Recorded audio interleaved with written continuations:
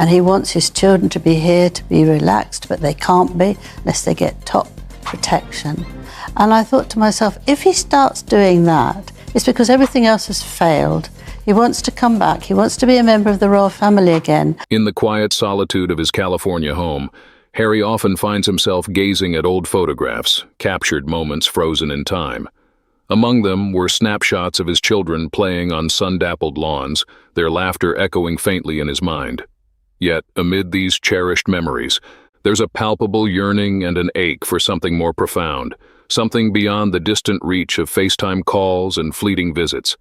It's a longing to bridge the gap between generations, to weave the threads of family tightly together across continents and oceans. This desire, born of love and the passage of time, whispers of untold stories and the timeless bond between a father and his children. Prince Harry is reportedly eager for his children to visit the UK and bond with King Charles.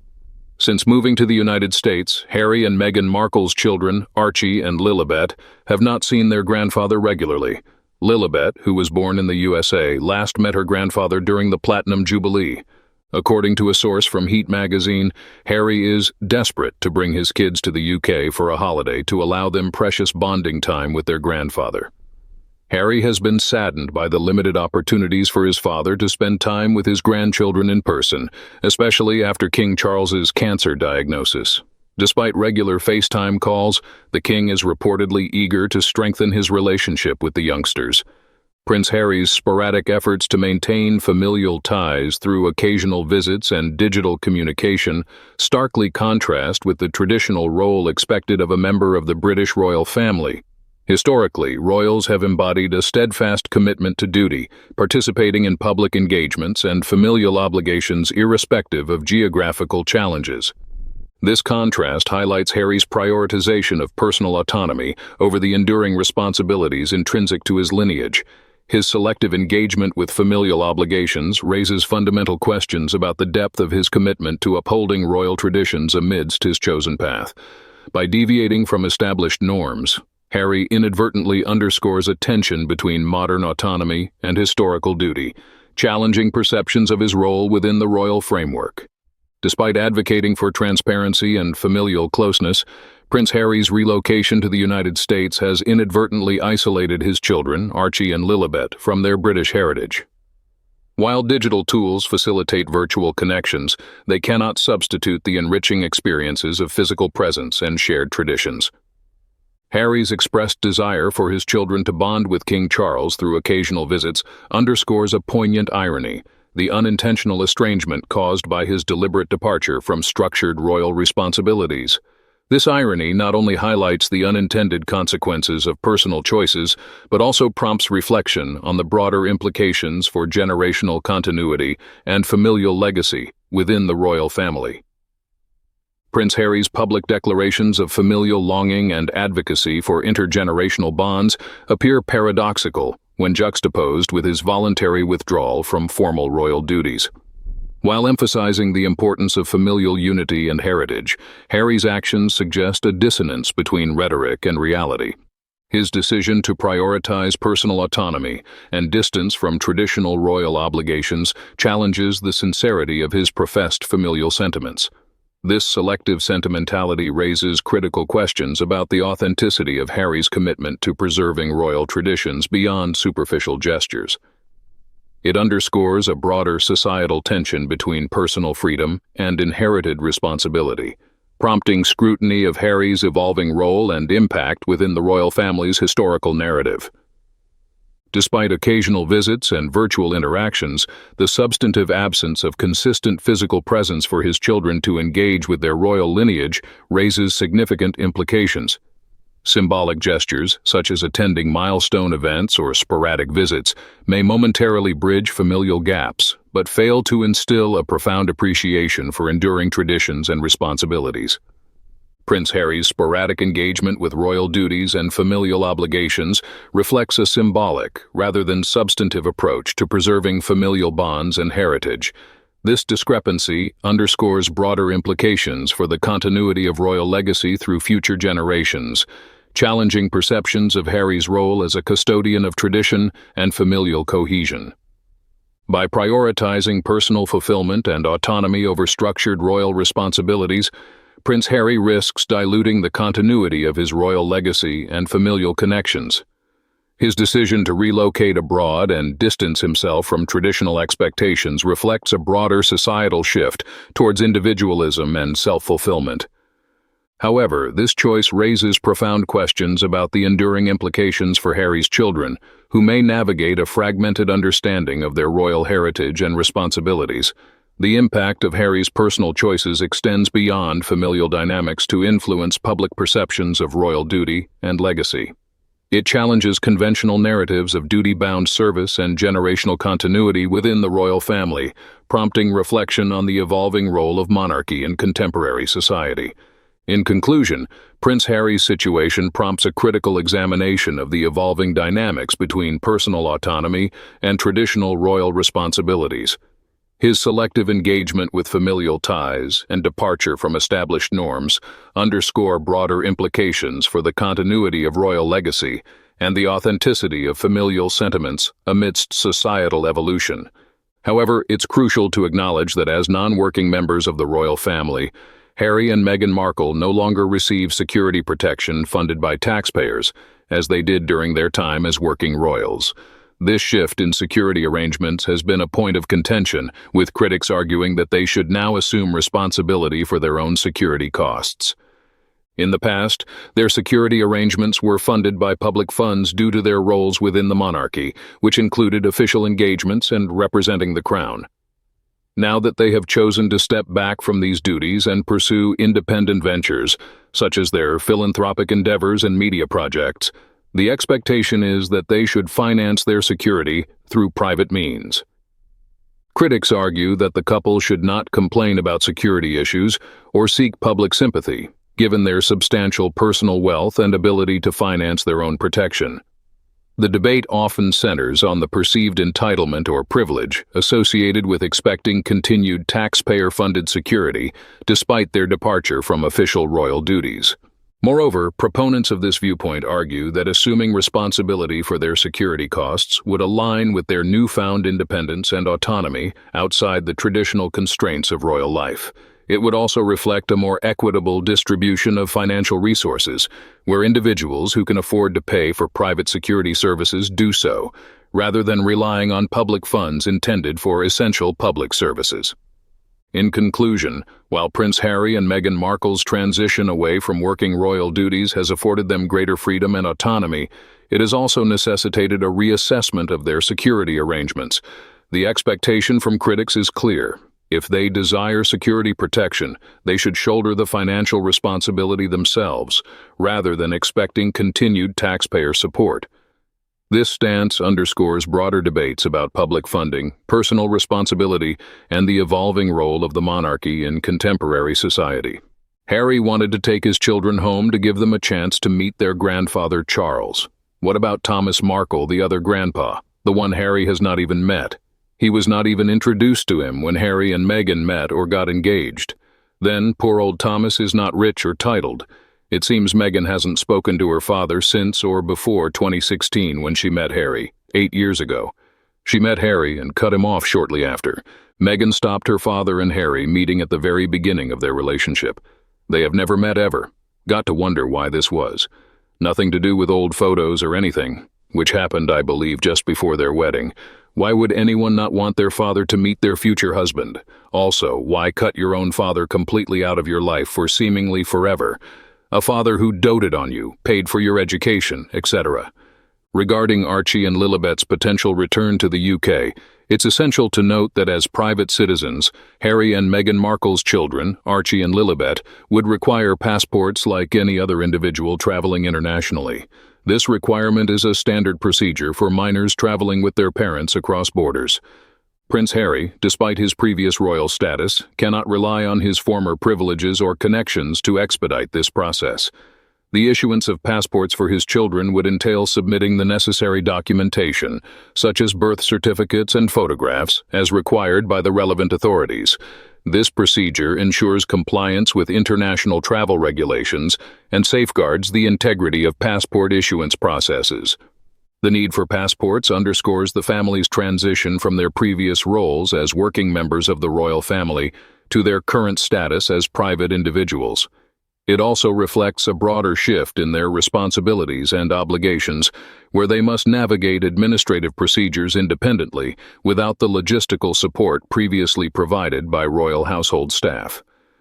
Moreover, the requirement for passports highlights the practical aspects of international travel for private citizens, regardless of their previous affiliations or titles. It emphasizes the equal treatment of all individuals under legal and bureaucratic frameworks, ensuring that procedures are followed uniformly to uphold security and regulatory standards.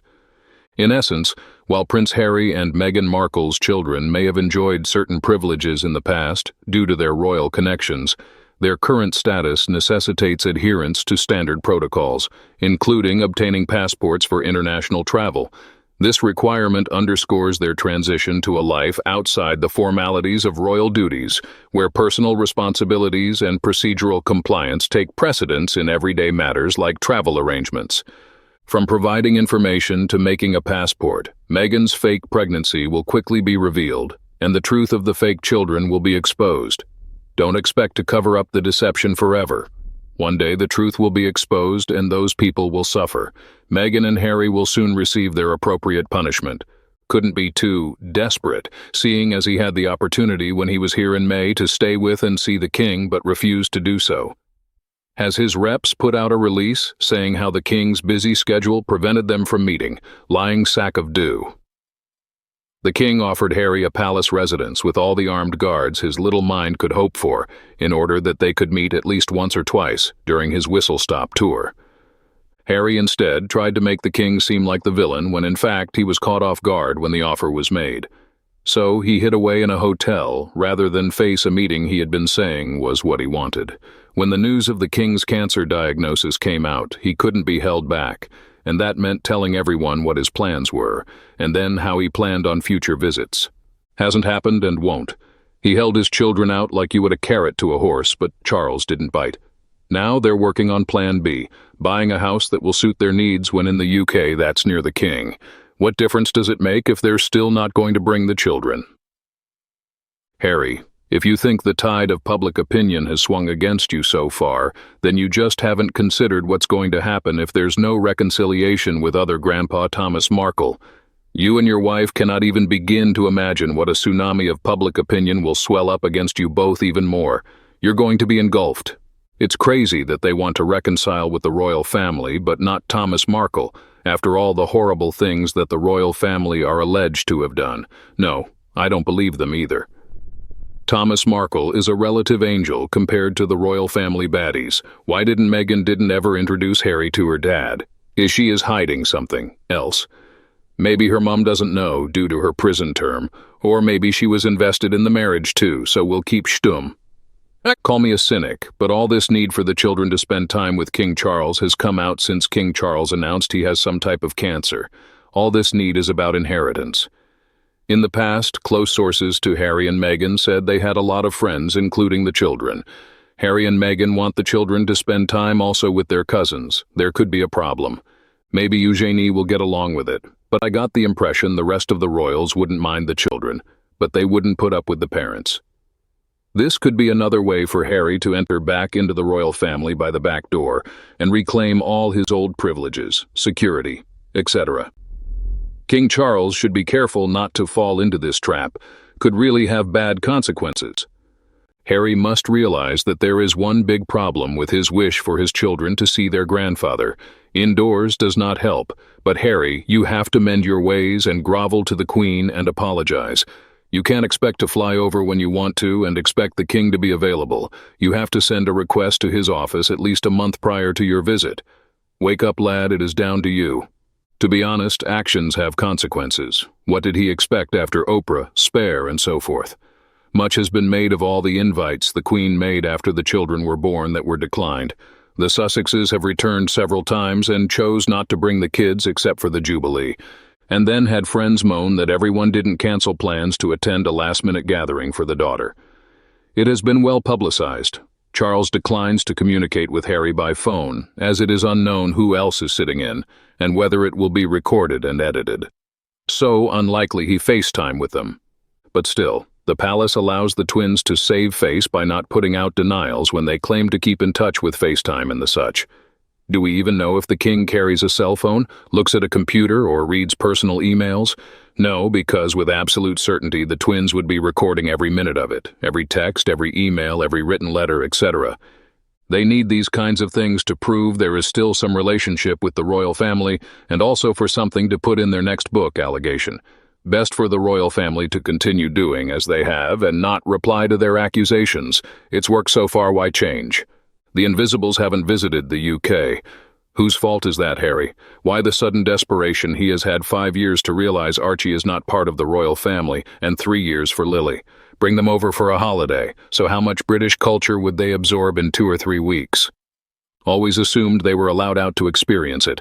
Afraid, in my opinion, this is another try for emotional blackmail. Oh, the poor grandfather. Oh, the poor children, or the poor other grandfather. What about the wife's father? If it's not that, it is their need to refresh their royal family connection. Lots of saleable photos are required. PR hype from the Sussex team. Considering Harry has shown nothing but contempt for his family, why is he so keen for his children to meet with his father if the firm is as toxic as he says? Surely a parent would protect their children from that kind of environment. Maybe he's looking for more Netflix content and trying to ingratiate himself with his father and wider family members. Harry could have brought his children to the UK at any time to let his children spend time with their grandfather. He made a choice not to do that. I don't think most people will be fooled by this article, old news, and still Harry trying to play the victim card. All your choice, Harry. Does Harry ever think of the consequences of his actions? Why insult his stepmother and then expect to have a good relationship with his father? They obviously love one another. Also, why insult his brother's wife? Can't bring the putative children to the UK because daddy doesn't have IPP. This will cover wifey, the putatives, and my mother-in-law Doria.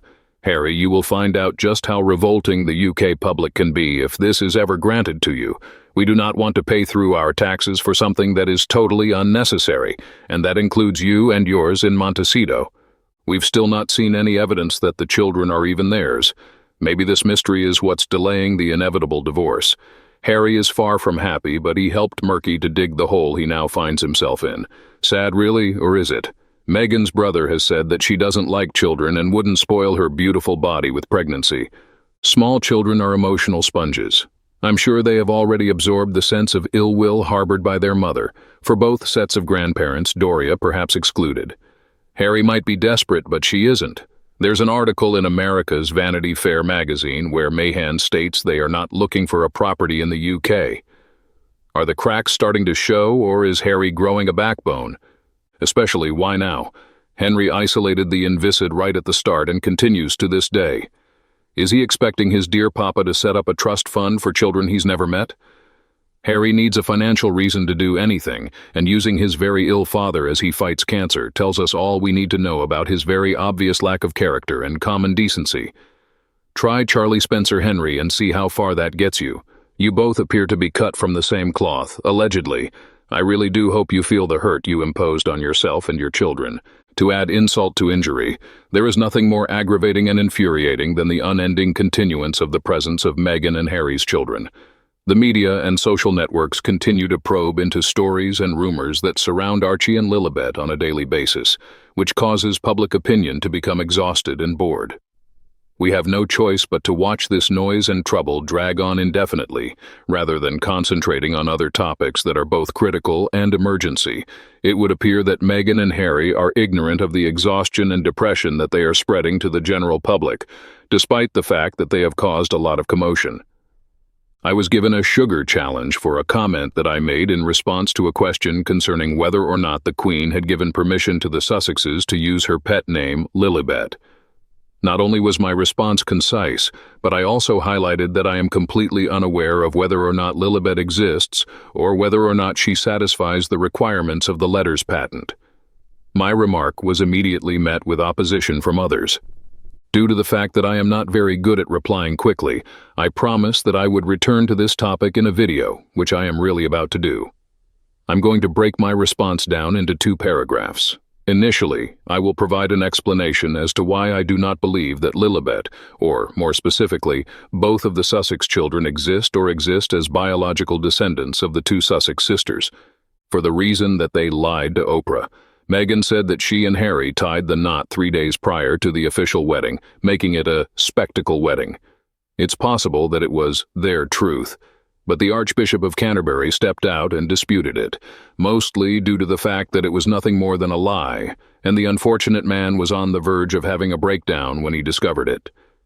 Essentially, the Sussexes have a tendency to present their truths to back their arguments against the royals, since, in their opinion, the royals are adversaries of their well-being. This is because the royals are considered to be the enemy of the Sussexes. Given this, how would I know whether or not everything else they assert is true? Is that something true? Do you mean the children as well? They also stated on Oprah that the individual who was concerned about Archie's race is a racist. However, they will never divulge who this guy is, since doing so would put the individual's reputation in jeopardy. It was made quite clear that the only people who knew who this person was, apart from members of the royal family, were those individuals. How exactly did the material make its way into the hands of the Danish translators? The introduction of two new characters, Charles and Catherine, causes the story to become more thick and complicated. It would be a waste of time for me to present other examples due to the fact that I could. Therefore, I cannot say for definite that the Sussex children exist, or that they possess the DNA of both of their parents. I have a sneaking notion that children might be involved, but solely in the capacity of surrogate grandchildren. Therefore, they do not have any legitimate claim to the monarchy of the United Kingdom. Even if they may be the legally adopted offspring of the Sussexes, I seriously doubt that they are their biological children. The Sussexes have not provided any evidence to the general public regarding this matter. Despite the fact that birth certificates may be questioned for a variety of reasons, DNA testing is frequently utilized in legal proceedings when there are questions regarding the parentage of a child. Those who are skeptical can find considerable proof in DNA. The DNA evidence could not be contested in any way. Because of this, the Sussexes have decided not to make this information available to the general public. The fact that Meghan's DNA tests found that she is 43% Nigerian, among other nationalities, is something that she does not hesitate to mention. What is the reason for not using the children's DNA? Is this excessively personal? It is impossible to find anything more personal than Catherine's disclosure of medical information on her cancer diagnosis. If Catherine has the fortitude to speak publicly about a profoundly personal matter, then it is reasonable to wonder why Meghan Markle does not have the same level of bravery.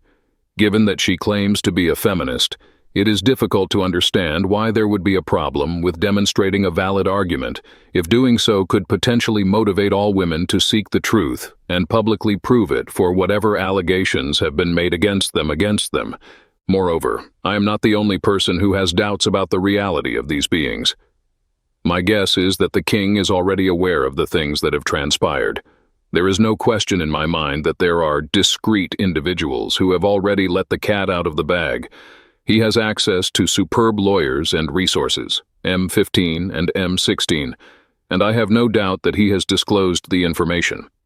It appears to me, however, that the king is engaging in what is known as the long game, and that everything will eventually be brought into the open. I have the impression that he is a man of exceptional intelligence who is aware of what he is doing. The virtue of patience is one of his many. At this point, I will proceed to the second part of my response, which is to determine whether or not Lillibet exists in accordance with the terms that are provided in the letters patent. Without a doubt, the individual who is able to identify the children of Sussex. From my point of view, there is no reason for us to proceed any further than that. There is only one letters patent that has been acknowledged as being relevant to the Sussex case to this day, and that is King George V's letters patent, which was issued in 1917. If this person has been following Quora, then this is the only letters patent that there is. To reiterate, this is not an essay on the law of succession in the United Kingdom. Rather, it is a response to a question. It's possible that my question was not explicit enough, which is what bothered this individual. It is comprehended. In the next sentence, he asserts that letters patent have nothing to do with succession. Given his position as an authority, it is possible that he is correct. However, I will present my perspective, which is more modest. The phrase "tag letters patent, line of succession blog" should be searched for in Google under the topic "Royal Titles Decoded: What Makes a Prince or Princess?" Additionally, there is a subheading entitled "Modern Adjustments, Queen Elizabeth LL's 2012 Update" that states the following. Queen Elizabeth LL's update to the royal title in 2012, before the birth of Prince William's children, was another significant modification. Through the letters patent of 2012, it was established that not only the oldest son of the Prince of Wales would be entitled to the title of His Royal Highness and styled as Prince or Princess, but all of the descendants of the Prince of Wales's eldest son would also be entitled to these titles. This action was taken in order to get ready for the changes that were brought about by the Succession to the Crown Act of 2013. This act eliminated the system of male primogeniture and ensured that the Prince of Wales's firstborn child, whatever of gender, would be the direct heir to the throne. If this change had not been made, Prince William's first child, who would have been the heir to the throne, may have been a girl rather than a princess. However, her older brother, who is his younger brother, would have been a prince. As a result, although I concur with the reader of Quora that the terms letters patent and succession are not interchangeable, there is a connection between the two expressions. In the context of change, they are hand in hand. Following that, there is an article written by Jane Barr with the subject, "Why do I think Archie and Lily are not Prince and Princess?" and published on September 9, 2022. Although it is somewhat out of date and makes reference to the passing of the Queen, it is nonetheless entertaining and worthy of being read. This article does a wonderful job of describing the letters patent. Additionally, this is a critique by Barr of what she expects will be the conclusion of the Sussex dilemma with the children and His Royal Highness's entitlement to them. The origins of the bar can be traced back to the marriage of Edward and Sophie, when the Queen made the decision that their children would not be given the title of His Royal Highness. As a consequence of this, a constitutional dispute emerged on the question of whether or not the children are His Royal Highness legally, or whether they just do not use their HRHs in the same manner as Meghan and Harry do not. There is also the possibility that their job was formally terminated as a result of the press statement made by the Queen at the time of the marriage. Barr makes the argument that, as monarch's children, they would have been His Royal Highnesses, but according to the pleasure of the sovereign at the time of their birth, they either do not use their His Royal Highness or legally never had them. My best assumption is that this is in accordance with Charles's aspirations to simplify the monarchy, which he has been working on. In addition, it was anticipated that Harry would eventually get married and have children. Therefore, it is puzzling that the Queen did not put the children in the line of succession, just as she had done with William's children. All the grandchildren of the Prince of Wales in the male line was the phrase that she needed to draft, and that was all that was required of her. However, she did not do so, and this took place prior to Meghan Markle arriving at the scene to express her disapproval of bigotry. In conclusion, Barr contends that there is a requirement for Charles to actively award the rank of His Royal Highness in order for him to be able to raise the offspring of the Sussex family to this level. This is because the letters patent was a legal instrument that limited His Royal Highness's authority. To put it another way, according to my thought process, in order to alter what his mother had produced in the year 2012. The king desired to restrict the number of individuals who were qualified to hold the position of His Royal Highness. Consequently, if all children who are not members of the royal family were suddenly changed into royal princes and princesses, this objective would be rendered ineffective. According to Barr, the disagreement between the Sussexes and Oprah was caused by Charles informing them that their children would not be made His Royal Highness at birth because Charles would not issue letters patent if he became king. Barr believes that this information was the source of the disagreement. To phrase it another way, there will be no retroactive status for the year 1917. In the event that the parents of the Sussex children fled to the United States and were no longer representing the crown, it would appear that Charles came to the conclusion that there was little point in bestowing His Royal Highness rank upon them. Meghan went on to say that there was a debate regarding titles at the time that Archie was born, and that some people believed that Archie was entitled to his birthright. As opposed to Edward and Sophie, the Sussexes refused to accept what would have been more reasonable. This is especially true when considering the fact that the current Duke and Duchess of Edinburgh symbolize the monarchy. On the other hand, the Duke of Sussex, who is the king's son, declined to sing the national anthem at his father's coronation. What is the purpose of the youngsters having the right to get it? Barr is of the opinion that the provision of the His Royal Highness status does not apply retrospectively. One can be born a His Royal Highness or have it bestowed upon them in a positive way, according to her, and she believes that it is not something that happens by chance. But this is only Barr's position, which she qualifies with the remark, "I could be completely wrong." When it comes to the future, I believe that only time can tell what will occur. It is appropriate for Barr to present an alternative viewpoint.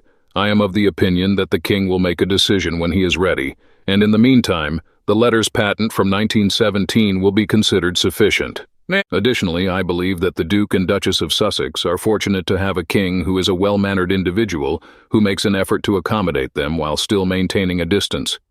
In another time frame, the Sussexes would have been charged with treason.